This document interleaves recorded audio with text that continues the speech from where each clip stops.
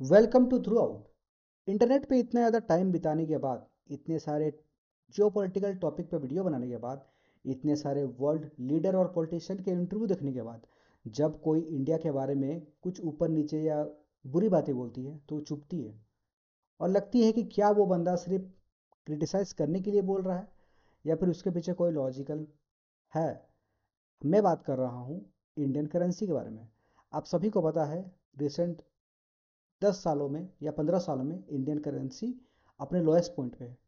और यही बात एक इंटरव्यू के दौरान स्कॉट बेसेंट, जो कि यूएससी के ट्रेजरी डिपार्टमेंट के डायरेक्टर है, उन्होंने कही है। और ये आदमी जब ऐसा कहता है तो वाकई में हर्ट होता है कि इंडिया अपने करेंसी को के वैल्यू को बचाने के लिए क्या क्या कर रही है और क्या क्या कर सकती है।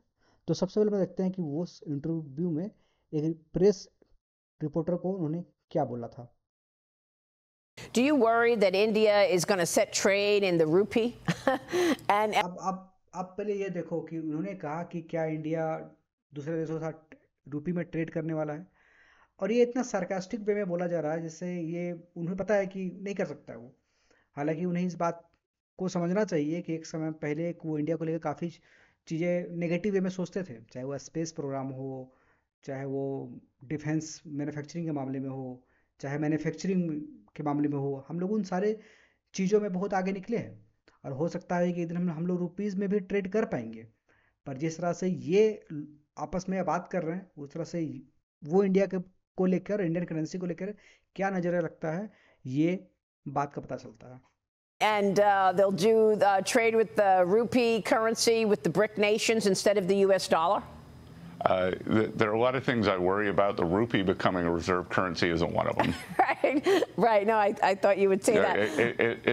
It's, on this trade problem with us, I think the rupee is near an all-time low versus the U.S. dollar. Yeah, great point. Look, I spoke with the president of the European. इन्होंने बहुत ही कितनी आसान भाषा में बोल दिया कि Indian currency all time लो है यूएस डॉलर के मुकाबले में। इसीलिए वो जो क्वेश्चन था वो इनको इतना ज़्यादा रेलिवेंट लग ही नहीं रहा है।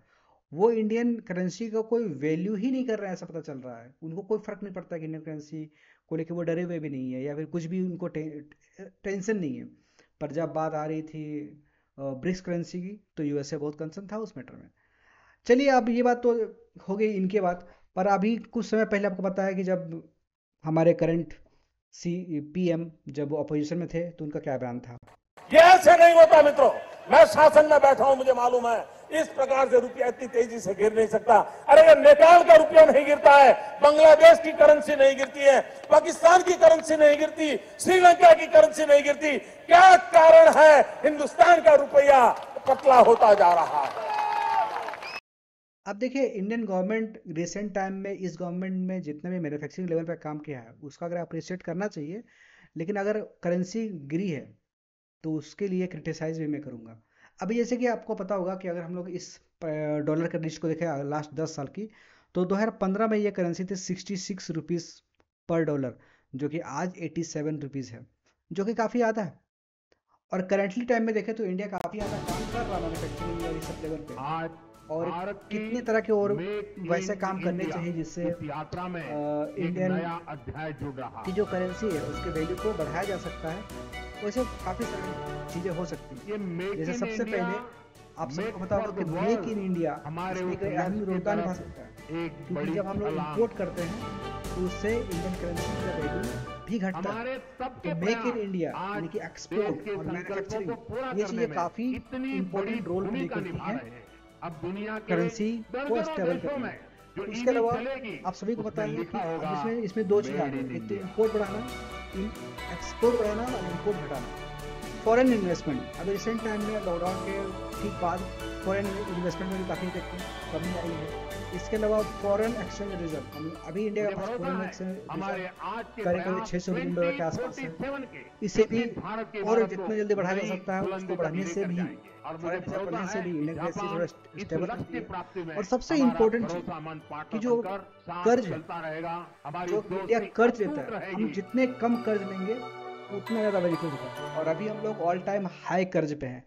तो हालांकि कर्ज इंडियन डेवलपमेंट के लिए ही लिया जाता है, पे ये एक अच्छी चीज़ ही है।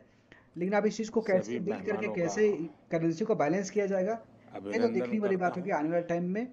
और इंडियन गवर्नमेंट किस तरह से क्या क्या करेंसी को बैलेंस इस किया फोरम जा की सकता है या नहीं किया जा सकता, ये टाइमिंग भी बहुत एक अपने परफेक्ट आप में एक इम्पॉर्टेंट मैटर है आज के टाइम में।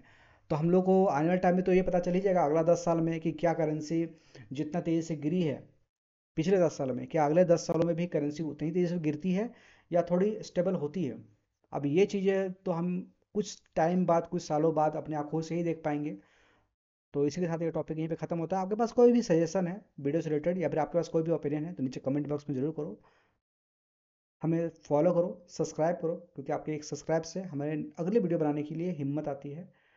तो मिलते हैं एक अलग किसी और टॉपिक में वीडियो के साथ, तब तक के लिए जय हिंद।